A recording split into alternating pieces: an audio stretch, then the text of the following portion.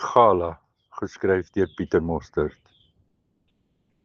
Plek van die groot dors waar die duineveld bid en die rooibruin duine van die woestyn in netjiese rye soos knielende profete lê.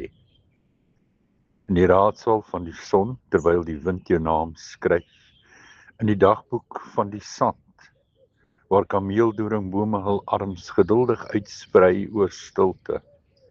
En elke gemsbok spoor jou vertel van water wat net in nostalgie woon, waar horisonne van oneindigheid aan die ewigheid klou en arende uit die koepelblou met jou die ekologie praat.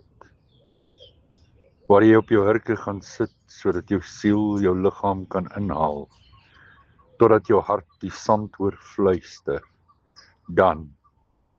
Dan verstaan jy waarom die Kalahari Gala plek van die groot dors is.